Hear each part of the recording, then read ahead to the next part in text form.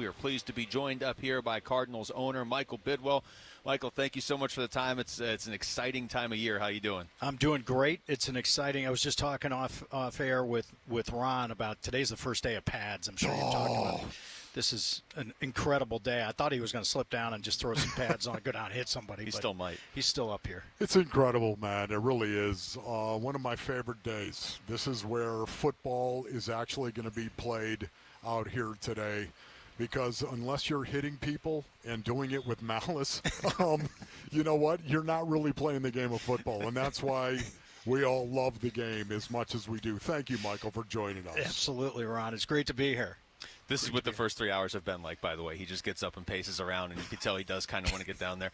I want to ask you about Arizona Cardinals Foundation and the new charitable situation you guys have launched. What can you tell us about that in terms of details? So for the last 35 years, we've had the Cardinals Charities, and Cardinals Charities has done so much for so many. But in thinking about what we should be doing and some of the things that have happened over the last 10 to 15 years, you think about the number of people that are living with special needs, children that are growing up and now becoming adults. We felt like what we need to do is we need to not only rebrand but restructure Cardinals Charities. And so we're going to exclusively be focused on funding organizations that benefit people that are suffering from special needs.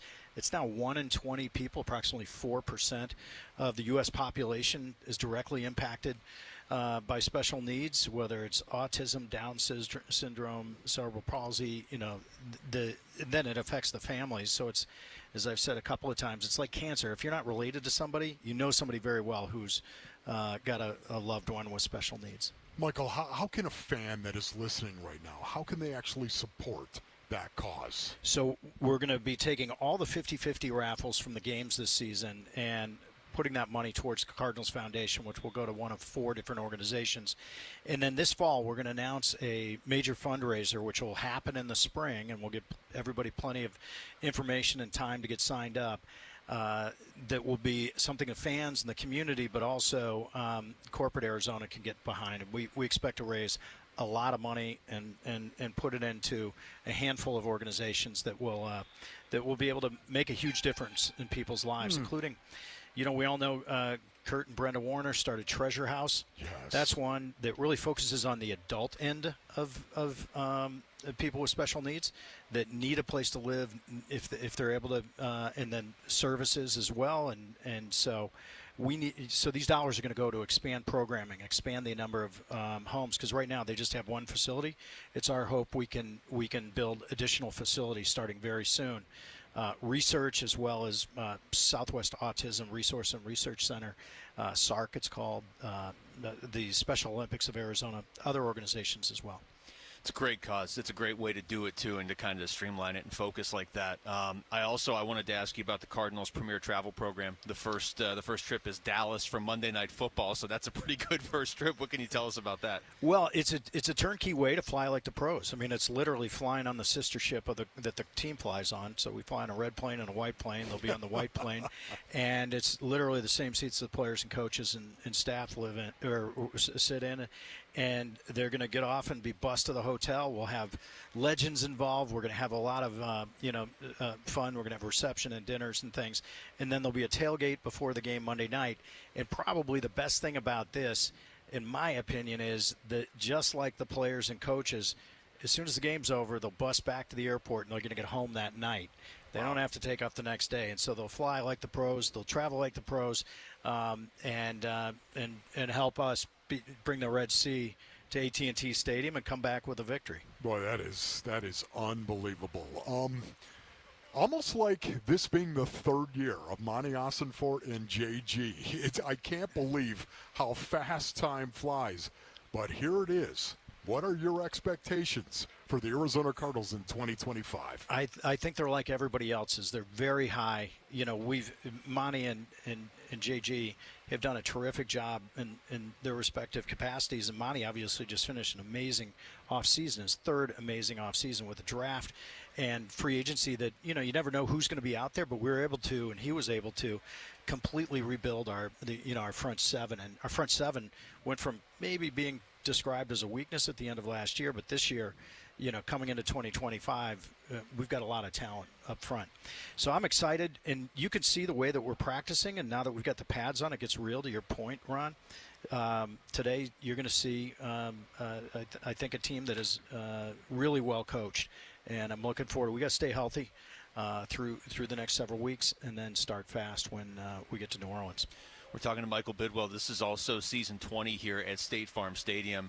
Can you tell us just about the importance of making sure this place stays up to date and modern as you go forward? A lot of stadiums and arenas, they kind of let them go over a period of time. We've never taken that approach. Every year, literally since the first year, we've been putting money into the stadium so that it always feels fresh.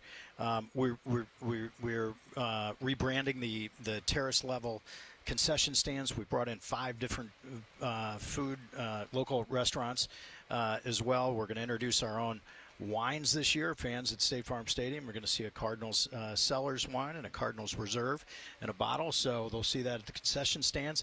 And as well, we're building out a new club, and I think we've taken some real strategic approaches to reducing the number of visiting fans that end up in, especially in the lower bowl behind the visiting bench, and that's part of the strategy. Michael, what are some of the challenges that face the National Football League going forward? Well, I think it's like everything else. I think we're constantly looking at ways to improve ourselves. Health safety is top of the list for us. So how can we make the game safer? How can we grow the game? I think we're doing a good job of that with flag football, and especially with women's flag football. Big time. You look at the women's flag football and the expansion of it. There are 154 girls varsity teams. We're going to be, last year with our partner at AZ Family, we were the first team to broadcast women's flag football. We're going to have a camp here for the first time with women's college teams, and so we're looking forward to hosting that. So there are a lot more things that we can do, but when I look at the NFL, we're in good shape, but we've got to, Paul Tagliabue, our former commissioner, used to say, hey, when you start getting satisfied with number 1, watch out, number 2 is going to pass you. So we've got to continue to keep a focus on growing the game, making it better, giving fans, and I think we've done a good job that with our partnerships with all our broadcasters, of giving fans better insight to the players. The new show Quarterback. There's so many different ways for fans to learn about the players and coaches and different parts of the game now. Michael, you're probably the perfect person to have on here for this, because I'm looking at a press release from the team that says you guys have a new radio analyst.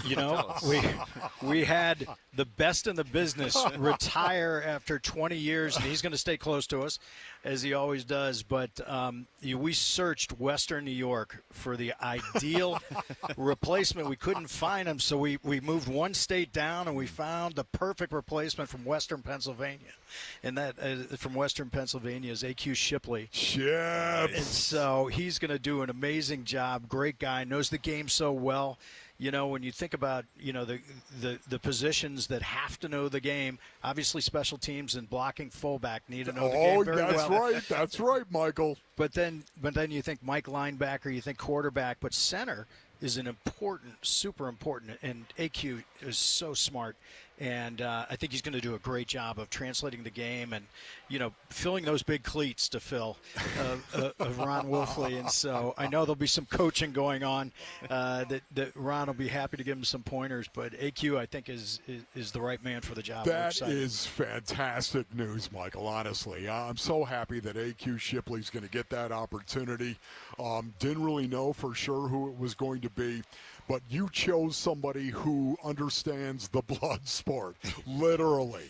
A guy who's going to line up in the trenches, on the line of scrimmage, every play, he's going to hit somebody. And that, for me, is the essence of the game of football, and AQ's going to kill it. Yeah. No, he did, his career, his was about, like yours, it was about hard work and grit and being fearless and playing through injury, playing through pain. It's a tough game. It's a big man's game. It's in the trenches, to your point. And he did such a great job, and I think it's going to translate well. You don't happen to know how many years he played. Do you know that, Mark Dalton, right there sitting there? Do you know how many years? I think it was 5 seasons with us. Yeah, but 9, he got 9, right? See, I want to say 9 because I got 10, Michael. I just want to say that, Ship. If you're listening right now, Ship, I just want to say you got 9, bro. I got 10. Okay, just say, hang in there. To be fair, the last time we saw him, we were playing against him in pickleball, and I think he shut us out. I think it was 11-0. So maybe that's yeah. That's true. Michael, thank you so much for this. I really appreciate it. Thank you, Michael. That's well, Michael. Appreciate it, man. Thank you. It's Michael Bidwill joining us right there. Thanks for watching Wolf and Luke. Tap to see more and click the button in the middle to subscribe to Arizona Sports.